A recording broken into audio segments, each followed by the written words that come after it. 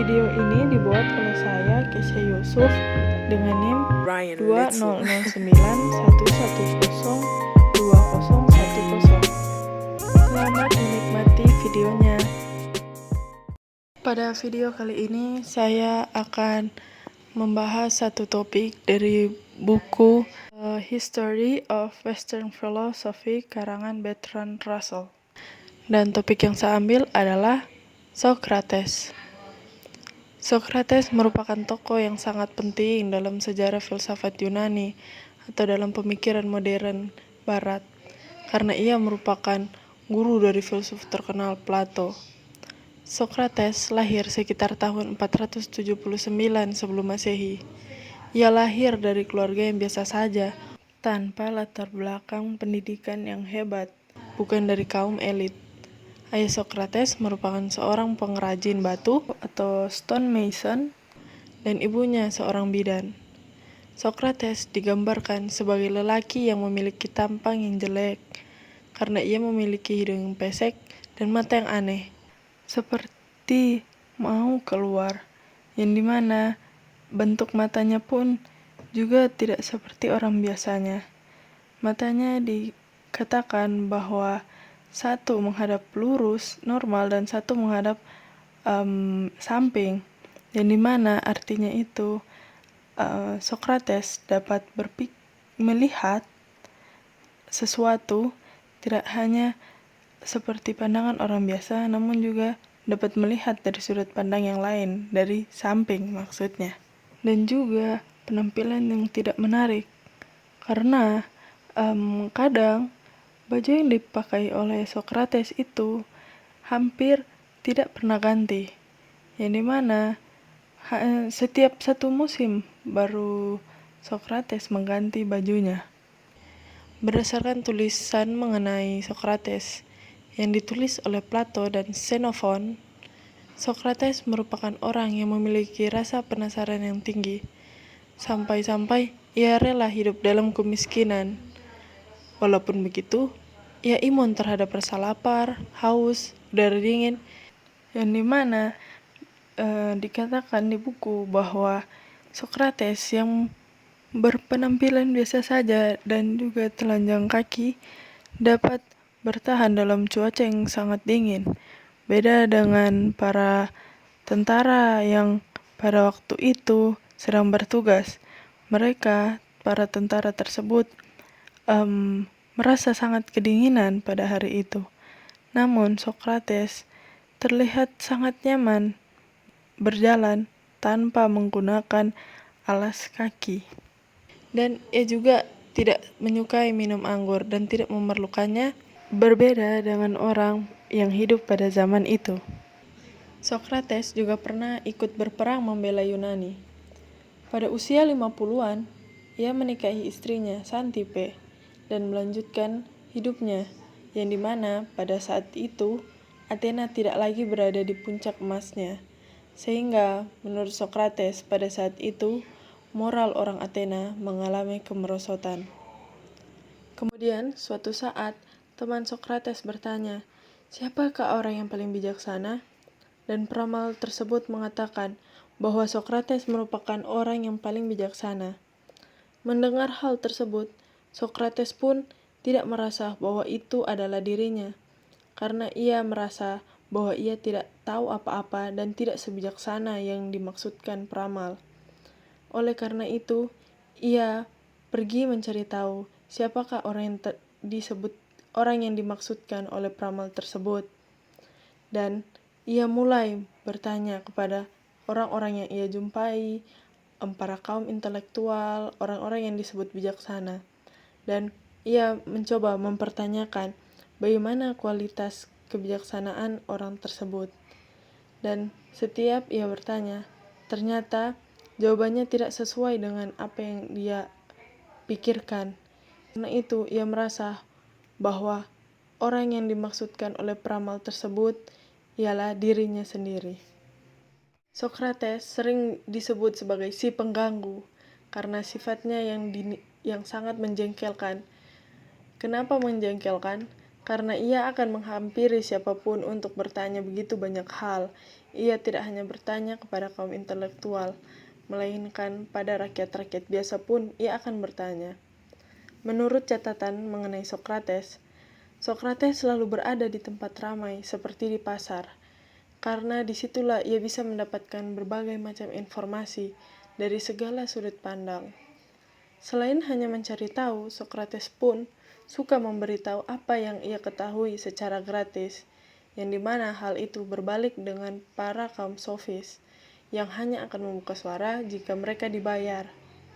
Metode pengajaran yang dilakukan Sokrates bukanlah cara menjelaskan sampai-sampai hanya sang pengucap lah yang mengatakan banyak hal yang namun pendengar tidak, melainkan dengan cara para pendengar atau para murid mengajukan pertanyaan mengenai logika yang dia rasa itu ganjal atau aneh, serta menggali lebih dalam suatu jawaban tersebut. Jadi bisa seperti Anda bertanya, saya menjawab. Nah, tujuannya agar para murid bisa mengerti dengan baik apa yang mereka pertanyakan, apa jawaban dari pertanyaan tersebut, sehingga murid-muridnya mengerti akan konsepnya, bukan hanya menghafal. Atau bisa dikatakan seperti Anda bertanya, saya menjawab. Ia ingin setiap orang dapat menggunakan kemampuan berpikirnya secara bebas untuk mendapat pengetahuan yang baru, atau setidaknya yang dapat menjawab rasa penasaran mereka, terlebih khusus para kaum muda, karena para kaum muda merupakan harapan suatu bangsa. Namun, karena maksud Sokrates itulah, Sokrates akhirnya dinilai meracuni pikiran kaum muda, karena seperti sistem yang diterapkan Sokrates, para murid berhak mempertanyakan jika ada suatu kesalahan dalam cara berpikir atau kejanggalan dari suatu ide atau gagasan. Oleh karena itu, rakyat Athena berpikir bahwa Sokrates telah meracuni pikiran anak muda, sehingga kesannya Sokrates membuat murid-muridnya itu menjadi kumpulan pemberontak. Dan juga Sokrates dikatakan sebagai orang yang tidak mempercayai dewa-dewa Athena. Menurut Meletus, Sokrates itu tidak mempercayai dewa-dewa Athena, dan juga ia membuat dewa yang baru. Namun, alasan sebenarnya dari Sokrates ialah, menurut Sokrates, dewa-dewa Athena itu merupakan dewa-dewa yang penuh kontroversial, yang dimana hanya banyak kerusuhan di dalamnya. Makanya Sokrates tidak menyembah mereka, tidak mempercayainya, dan juga membuat dewa yang baru, sehingga orang dapat menyembah dewa yang baik, bukan seperti dewa-dewa Athena. Atas dua tuduhan besar yang dijatuhi kepada Sokrates, akhirnya pada sekitar tahun 399 sebelum Masehi, Sokrates meninggal. Ia meninggal dikarenakan ia meminum hemlock, yang mana hemlock merupakan racun. Awalnya, murid-murid dari Sokrates tidak ingin Sokrates dijatuhi hukuman itu, sehingga mereka menyarankan untuk Sokrates melarikan diri. Namun Sokrates menolak. Dan mengapa Sokrates memilih bunuh diri? Sokrates tidak mau meninggal di depan umum, karena kan notabene-nya dia dituduh dan diadili di depan banyak orang. Nah, karena Socrates dinilai orang yang memiliki banyak orang yang termasuk memiliki pengaruh yang lumayan besar, makanya ahli-ahli hukum bertanya kepada Socrates. Mereka membuat Socrates memilih mau dengan cara apa Socrates meninggal. Akhirnya karena itu Socrates memilih cara bunuh diri yang dimana ia meminum hemlock. Selanjutnya saya akan membahas juga fakta-fakta mengenai Socrates yang ada beberapa jarang di-expose. Fakta yang menarik pertama ialah Socrates merupakan ayah dan suami yang tidak baik. Mengapa dikatakan begitu? Karena ketimbang ia mencari nafkah, dia menghabiskan waktunya hanya untuk berfilsafat, yang dimana mengingat Socrates memiliki 2 anak dan juga memiliki istri yang harus dia nafkahi. Makanya Socrates dinilai sebagai ayah dan suami yang tidak bertanggung jawab. Yang kedua, Socrates memang merupakan seorang guru dari Plato, namun Socrates tetap menolak jika ia diberi gelar guru karena ia merasa tidak mengetahui apa-apa, sedangkan guru itu harus mengetahui atau ahli dalam suatu bidang, sedangkan ia merasa dia tidak cukup baik dan juga tidak cukup berpengetahuan untuk disebut sebagai guru. Kemudian metode pengajaran yang biasa dilakukan Socrates dinilai sebagai metode yang paling jenius dalam bekerja, karena metode yang dipakai oleh Socrates ialah metode yang mengharuskan pertanyaan itu didasari oleh pengetahuan dan pengalamannya, yang dimana Socrates sangat menekankan bahwa seseorang harus menggali dan mengetahui alasan atau dasar mengapa mereka bertanya atau mengatakan suatu hal tersebut. Kemudian karakter Socrates yang asli, karena Socrates tidak pernah menulis apapun tentang dirinya, hanya berdasarkan catatan Plato dan Xenophon, kita tidak tahu sebenarnya Socrates itu seperti apa yang asli dan pengajaran apa yang asli darinya, karena semua teks mengenai Socrates itu tidak berasal dari Socrates sendiri, melainkan hanya ditulis dari sudut pandang Plato dan juga Xenophon, yang mungkin bisa jadi ternyata metode-metode atau pemikiran Socrates itu merupakan pemikiran dari Plato atau Xenophon. Hal yang menarik juga dari Socrates ialah tentang suara internalnya atau kata hati nuraninya. Seperti yang kita tahu, sebenarnya Socrates bisa saja melarikan diri pada saat ia dijatuhi hukuman mati. Namun, di dalam dirinya mengatakan bahwa ia jangan melarikan diri. Karena walaupun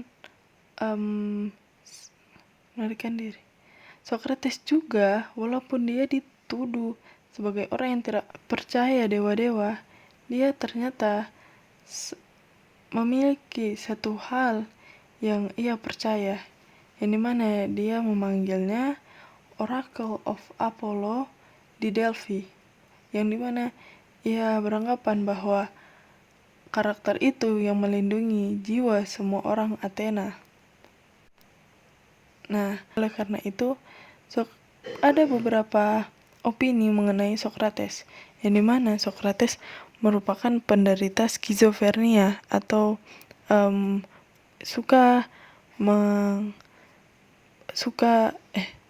yaitu susah membedakan apa yang realita dan apa yang imajinasi. Karena pada saat ia bertanya dan terlalu mendalaminya, ia kadang-kadang masuk ke dalam pikirannya sendiri, sehingga ia akan berdiri berjam-jam dan tidak bergerak. Namun suatu saat dia juga ada tiba-tiba berhenti jalan dan tidak melanjutkan perjalanan, padahal dia sedang berjalan dengan teman-temannya. Hal tersebut membuat para ahli mempertanyakannya. Dan juga hal menarik dari pemikiran Socrates ialah ternyata Socrates tidak menyukai sistem demokrasi. Karena menurut Socrates, sistem demokrasi itu tidak bijaksana. Seperti yang kita tahu, sistem demokrasi itu dipilih berdasarkan suara yang terbanyak, walaupun belum tentu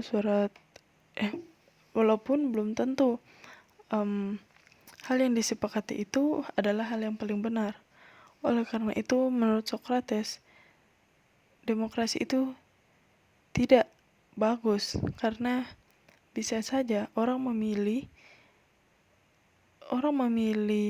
suatu hal hanya berdasarkan fisiknya atau luarannya, sedangkan sebenarnya yang perlu kita perhatikan adalah isinya, dalamnya.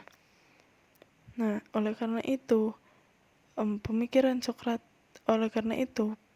demokrasi dinilai Socrates merupakan pikiran yang tidak efisien karena hanya berasal dari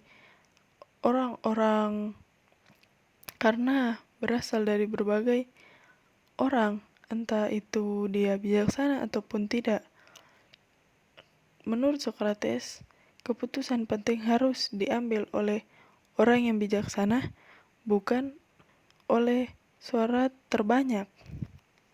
Benarnya tidak ada bukti asli atau kisah yang memang berasal dari Socrates, karena Socrates tidak pernah menulis apapun mengenai dirinya. Jadi, cerita yang kita ketahui mengenai Socrates hanya bisa kita tahu melalui catatan dari murid Socrates yaitu Plato dan juga Xenophon. Hal yang membuat saya memilih topik ini ialah karena kisah yang asli dari Socrates sendiri itu tidak ada sebenarnya karena ia memang tidak pernah menulis. Nah, hal itu merupakan tanda tanya yang begitu besar. Dan selain itu, saya juga menyukai cara pikir Socrates yang dimana hal itu sangat menarik karena ia memiliki pemikiran yang beda dan berani beda pada zaman itu. Hal yang membuat saya tertarik sebenarnya karena saya mendengar salah satu kalimat Socrates yang kurang lebih intinya ialah orang melakukan suatu kejahatan karena ketidaktahuan. Oleh karena itu, ia ingin mengetahui apa sebenarnya maksud dari orang tersebut jika ia berbuat jahat. Karena mungkin jika kita mengetahui maksudnya atau alasannya, kita akan mengerti bahwa hal tersebut dia lakukan bukan karena memang ingin melakukan kejahatan, namun ada unsur ketidaktahuan di balik tindakannya. Dan saya juga menyukai tokoh Socrates ini karena ia rendah hati.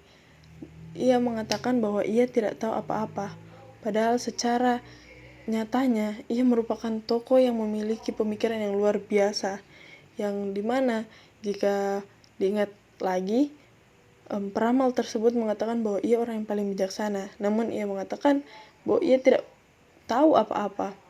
Jadi menurut saya itu sangat menarik, dan dimana pemikiran Socrates tersebut membawa dampak yang sangat besar dalam cara berpikir modern, khususnya dalam pemikiran barat. Sekian video saya mengenai Socrates. Mohon maaf jika ada kesalahan dalam penggunaan kata. Saya tidak bermaksud untuk merugikan suatu pihak manapun. Terima kasih telah menonton.